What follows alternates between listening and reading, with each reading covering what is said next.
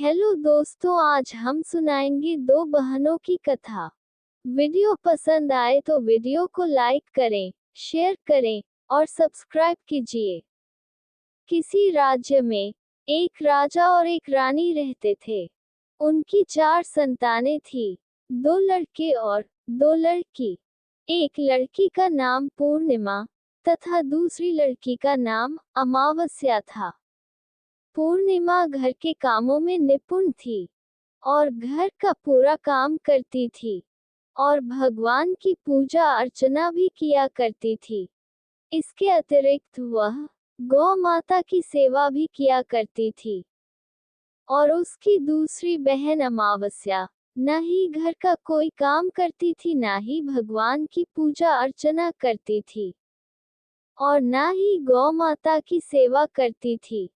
पूर्णिमा सर्वगुण संपन्न थी। फिर भी राजा और रानी अपने दोनों बेटों तथा पुत्री अमावस्या को ही प्यार करते थे और वह पूर्णिमा से प्यार नहीं करते थे, उसके साथ भेदभाव करते थे। राजा के चारों पुत्र और पुत्री धीरे धीरे बड़े हो रहे थे और जब वे बड़े हो गए तब राजा ने अपने दोनों पुत्रों का विवाह योग्य कन्याओं के साथ करा दिया। इसके बाद रानी ने राजा से कहा कि अब दोनों पुत्री विवाह के योग्य हो गई है और इन दोनों का विवाह भी करा दो। लेकिन पुत्री अमावस्या का विवाह किसी बड़े खानदान में कराना और पूर्णिमा का विवाह किसी गरीब परिवार में कराना, क्योंकि पूर्णिमा को केवल भगवान की पूजा पाठ करने में ही मन लगता है और गाय की सेवा करना पसंद है। अब रानी ने राजा को दोनों पुत्रियों का रिश्ता तय करने के लिए भेज दिया। राजा ने अपने पड़ोसी राज्य में जाकर वहां के राजा के पुत्र से अमावस्या का रिश्ता तय कर दिया और वही पास के गांव में जाकर एक गरीब परिवार के लड़के से पुत्री पूर्णिमा का रिश्ता भी तय कर दिया। ये सारी बात जाकर राजा ने अपनी रानी से बताया तो रानी यह सोचने लगी कि अब देखते हैं कि भगवान इसकी मदद कैसे करते हैं। ये बहुत ही पूजा पाठ करती है और भगवान में मगन रहती है। पूर्णिमा का भाई और उसकी भाभी पूर्णिमा से बहुत प्यार करते थे, क्योंकि पूर्णिमा उनके घर के कामों में उनका साथ देती है और कामों में उनका हाथ बटाती है और यही उनकी दूसरी बहन अमावस्या उन पर अपना रोब जमाती है और घर का कोई काम नहीं करती। कुछ समय बीत जाने के बाद दोनों पुत्रियों का विवाह हो गया। राजा और रानी की विवाह के बाद अपनी दोनों पुत्रियों को विदाई देते हैं। विदाई देते समय राजा और रानी पुत्री अमावस्या को बहुत सारा धन और दौलत देकर विदा करते हैं और पूर्णिमा को भी कुछ भी नहीं देते, खाली हाथ अपने घर से विदा करते हैं। इसके बाद दोनों बहनें अपने अपने ससुराल को चली जाती है। कुछ दिन बीत जाते हैं और एक दिन अमावस्या अपने घर पर शिवजी की कथा रखती है, जिसमें वह सभी गांव वाले को निमंत्रण देती है और अपनी बहन पूर्णिमा को नहीं बुलाती है। जब गांव की सभी औरतें अमावस्या के यहाँ जाती है तो यहाँ सब दृश्य पूर्णिमा अपने घर के दरवाजे के बाहर बैठकर देख रही होती है। तब वहां से गुजर रही औरतें पूर्णिमा से कहती हैं कि तुम्हारी बहन के यहाँ शिवजी की कथा रखी है, क्या तुम नहीं चलोगी? पूर्णिमा ने कहा, मुझे निमंत्रण नहीं आया है, मैं नहीं जा सकती।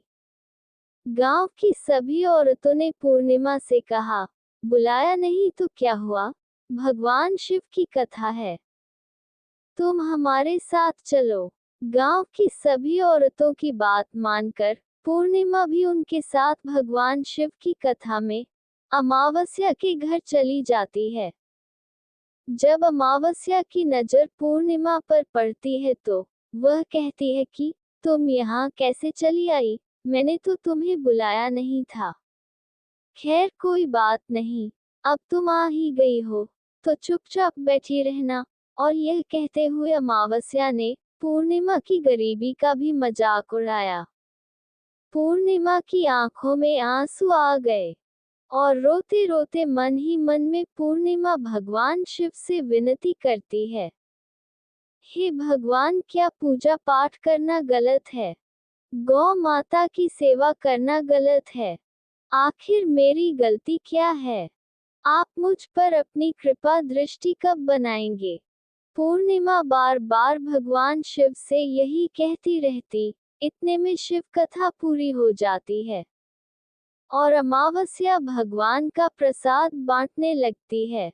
वह सभी लोगों को प्रसाद देती है, लेकिन पूर्णिमा को वहां प्रसाद नहीं देती है। पूर्णिमा बिना प्रसाद के ही अपने घर लौट जाती है। रास्ते में वह यहाँ सोचते हुए चलती है कि यदि बच्चे उससे कथा का प्रसाद मांगेंगे तो वह उन्हें क्या जवाब देगी।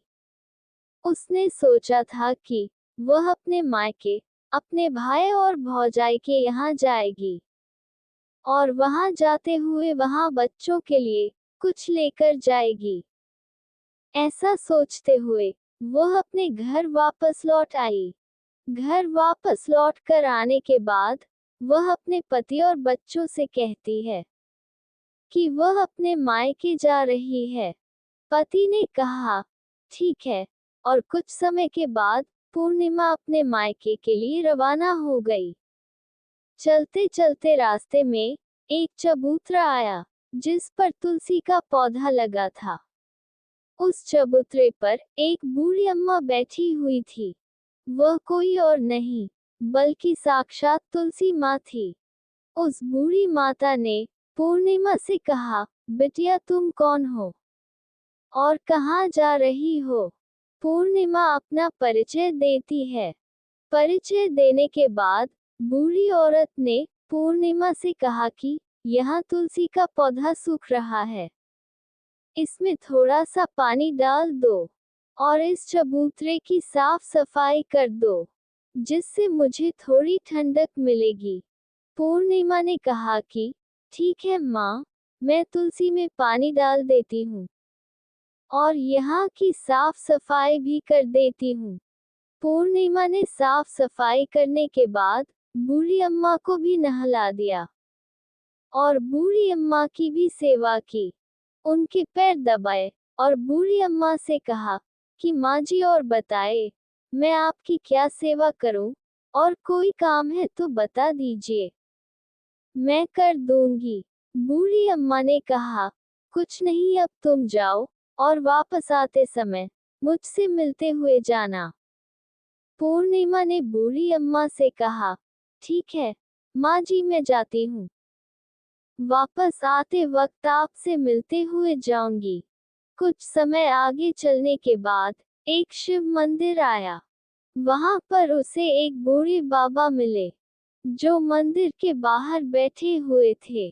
वह कोई और नहीं, साक्षात भोलेनाथ थे। उन्होंने पूर्णिमा से कहा कि कहाँ जा रही हो बेटी, तुम कौन हो? तब पूर्णिमा ने अपना परिचय दिया।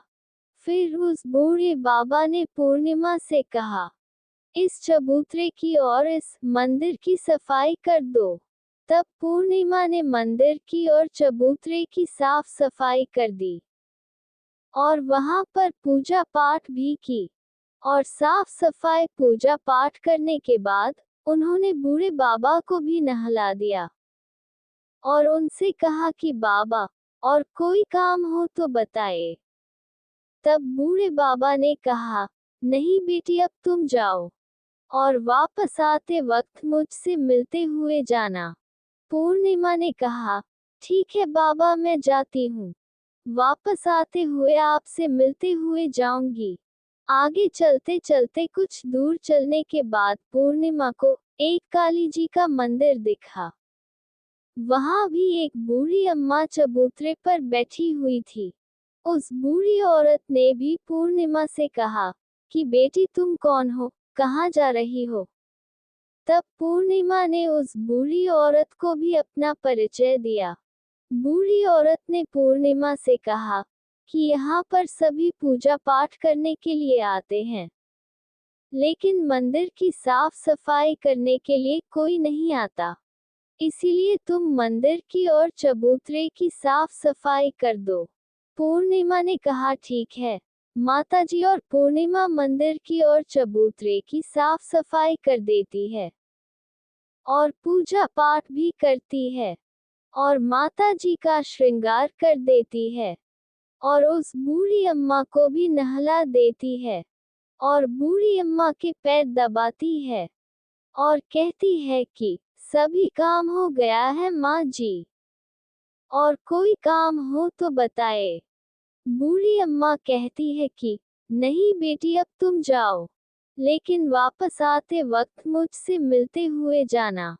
पूर्णिमा कहती है ठीक है, और वह आगे चली जाती है। आगे चलते चलते एक नदी आती है। वहां पर भी एक बूढ़ी अम्मा बैठी रहती है और वहां कहती है कि बेटी तुम कौन हो और कहां से आई हो। उसे भी पूर्णिमा अपना परिचय देती है। बूढ़ी औरत पूर्णिमा से कहती है कि नदी पर स्नान करने तो यहाँ पर सब आते हैं, लेकिन यहाँ की साफ सफाई कोई नहीं करता, इसलिए तुम इस किनारे पर साफ सफाई कर दो। पूर्णिमा कहती है ठीक है माँ जी, और वहाँ की साफ सफाई कर देती है और उस बूढ़ी अम्मा के पैर दबाती है और कहती है माँ जी, और कोई काम हो तो बताए। बूढ़ी औरत कहती है कि कुछ नहीं बेटी, तुम जाओ, लेकिन वापस आते वक्त मुझसे मिलते हुए जाना। और वहां नाव में बैठकर नदी के दूसरे किनारे पहुंच जाती है और वहां अपने मायके के घर पहुंच जाती है। वहां पर पूर्णिमा के भाई और भाभी उसे देखकर बहुत खुश हो जाते हैं और वे पूर्णिमा की बहुत खातिरदारी करते हैं और उससे बहुत सारी बातें करते हैं और कहते हैं कि बच्चों को भी साथ में लेकर आती तो बहुत अच्छा होता। अब कुछ समय के बाद पूर्णिमा ने वापस अपने ससुराल जाने को कहा, तो उसकी भाभी ने उसके लिए एक साड़ी दी और थैलों में बच्चों के लिए कपड़े और खाने पीने की कुछ चीजें रख दी और कहा कि तुम बहुत दिनों के बाद आती हो। और पूर्णिमा की भाभी ने ये थैला पूर्णिमा के हाथ में दे दिया और कहा कि जाओ और जल्दी वापस आना। इसके बाद पूर्णिमा वहां से अपने ससुराल के लिए रवाना हो गई और उसी की नदी के किनारे पहुंची और नाव में बैठकर दूसरे किनारे पर उतर गई। वहां पर उतरने के बाद वहां पर उसे वही बूढ़ी अम्मा मिली जो साक्षात गंगा मैया थी। उस बूढ़ी अम्मा ने पूर्णिमा को एक थैला दिया और कहा कि इसे तुम अपने घर जाकर ही खोलना। अब पूर्णिमा के पास 2 थैले हो गए थे। उन्हें लेकर पूर्णिमा वहां से रवाना हुई। आगे कुछ दूर चलने पर काली माँ का मंदिर आया। वहां पर काली माँ बूढ़ी माँ के रूप में विराजमान थी। उसने कहा आ गई बेटी पूर्णिमा। पूर्णिमा ने कहा हाँ माँ जी, मैं आ गई। तो काली माँ ने उसे एक थैला दिया और कहा तुम ये थैला अपने घर जाकर खोलना। अब पूर्णिमा के पास 3 थैले हो गए थे। तीनों थैली लेकर पूर्णिमा आगे बढ़ी। कुछ दूर जाने पर शिवजी का मंदिर आया, जहां बूढ़े बाबा के रूप में शिवजी स्वयं विराजमान थे। बूढ़े बाबा ने कहा पूर्णिमा तुम वापस आ गई। पूर्णिमा ने कहा हाँ बाबा, मैं वापस आ गई। बूढ़े बाबा ने भी पूर्णिमा को एक थैला दिया और कहा कि ये थैला तुम घर जाकर ही खोलना। पूर्णिमा ने कहा ठीक है बाबा। अब पूर्णिमा के पास 4 थैले हो गए थे। अब पूर्णिमा 4 थैले को कैसे ले जाती? उसने एक पुरानी साड़ी निकाली और उन सभी थैलों का एक गठरी बना लिया और सर पर रखकर वहां से रवाना हो गई। कुछ दूर जाने के बाद उसे तुलसी माँ बूढ़ी औरत के रूप में मिलती है और कहती है, पूर्णिमा तुम आ गई। पूर्णिमा कहती है, हाँ माँ जी मैं आ गई।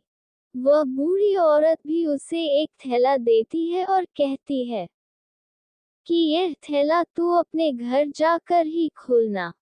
पूर्णिमा कहती है, ठीक है माँ जी। अब पूर्णिमा के पास 5 थैले हो गए थे। पूर्णिमा वहां से रवाना हुई तो वापस अपने घर पहुंच गई। पूर्णिमा ने गठरी को नीचे रखा और सबसे पहले अपने मायके का थैला खोलकर देखने लगी। उसमें बच्चों के लिए अच्छे अच्छे कपड़े और खाने पीने की चीजें थी और उसमें कुछ गहने भी थे। पूर्णिमा ने कपड़े अपने बच्चों को दे दिए और खाने पीने की चीजें भी बच्चों को दे दी। बच्चे ये सब पाकर बहुत खुश थे। अब पूर्णिमा ने दूसरा थैला खोला जो उसे गंगा मैया ने दिया था। उसमें ढेर सारे हीरे जवाहरात, सोना चांदी आदि था। इसके बाद अब पूर्णिमा ने तीसरा थैला खोला जो उसे काली माँ ने दिया था। उसमें बहुत सारा 16 श्रृंगार का सामान भरा हुआ था।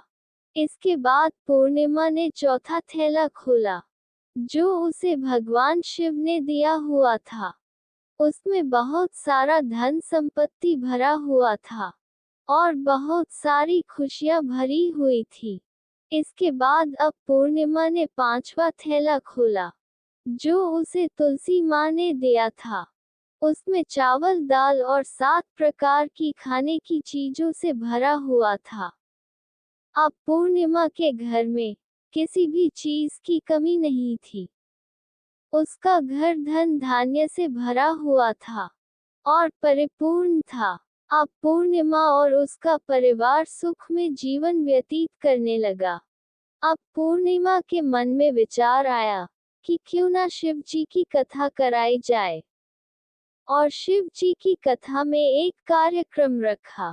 पूर्णिमा ने गांव के सभी लोगों को निमंत्रण दिया और घर घर जाकर सभी लोगों को बुलाया। पूर्णिमा अपनी बहन अमावस्या के घर भी गई और अमावस्या को भी शिव जी की कथा के लिए उसने अपने घर पर बुलाया।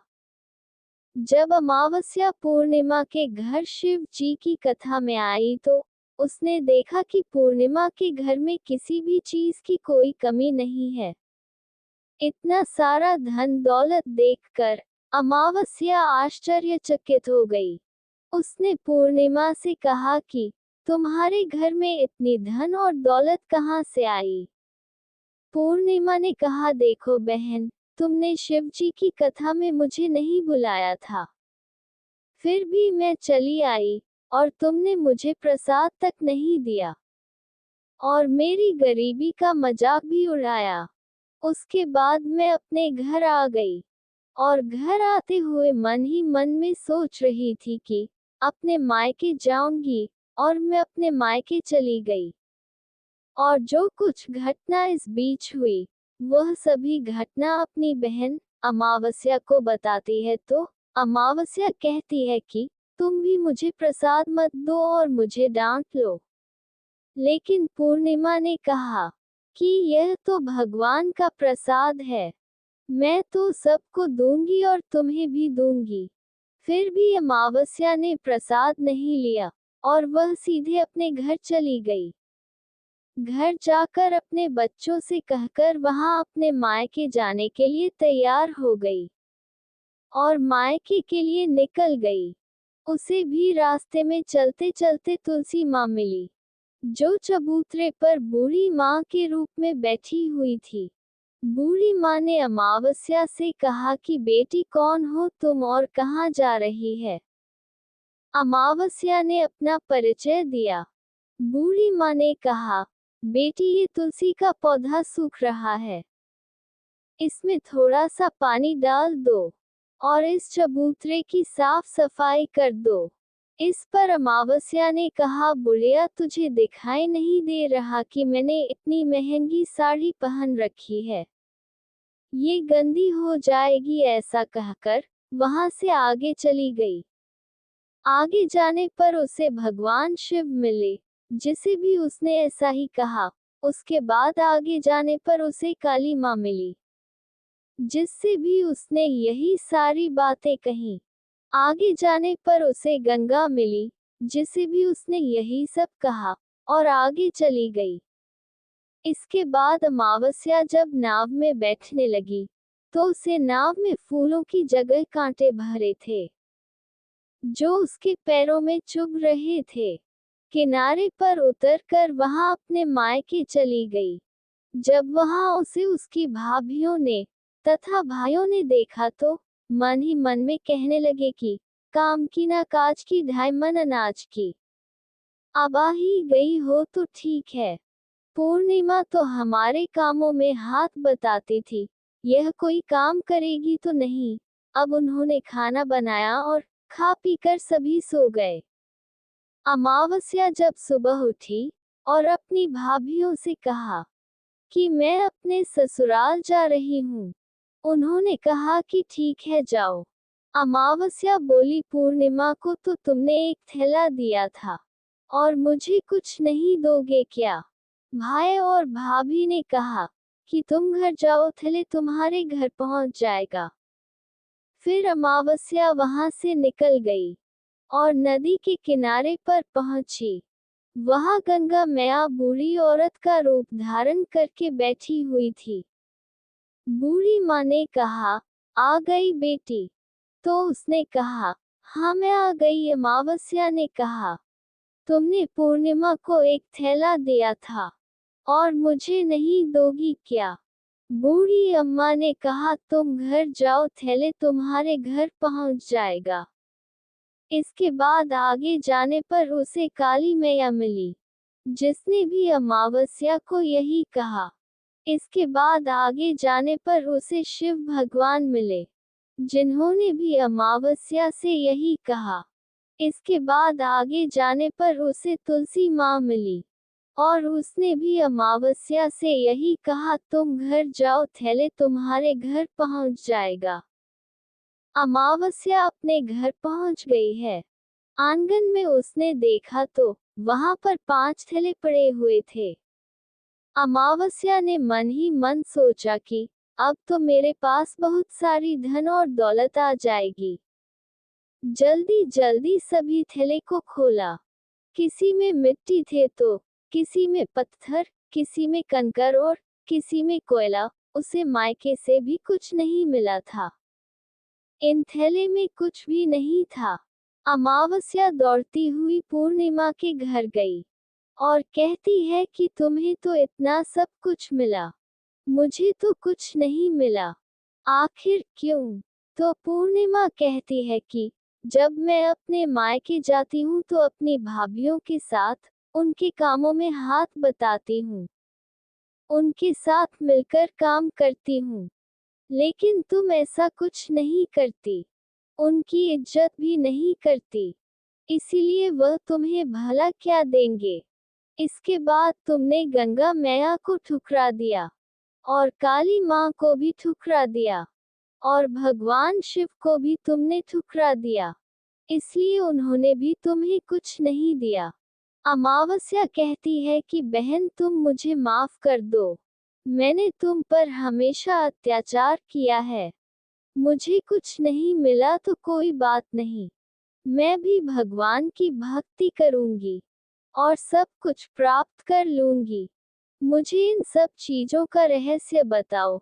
तो पूर्णिमा ने कहा कि तुम 3 सूत्र का ज्ञान ले लो और उसकी कथा करना। पहले सूत्र में दया मांगना, और दूसरे सूत्र में कथा मांगना, और तीसरे सूत्र में 108 बार ओम नमः शिवाय का जाप करना। बहन भगवान ने ये सूत्र दिए हैं, इनको अपने हृदय में बसा लेना। मैंने भी ये 3 सूत्र अपने जीवन में अपनाए थे और सच्चे मन से भगवान की भक्ति पूजा पाठ की थी। फिर भगवान ने मुझे ये सब कुछ दिया। और तुम्हारे पास जो कुछ था वह भी सब खत्म हो गया। इसके बाद अमावस्या अपने घर गई और भगवान की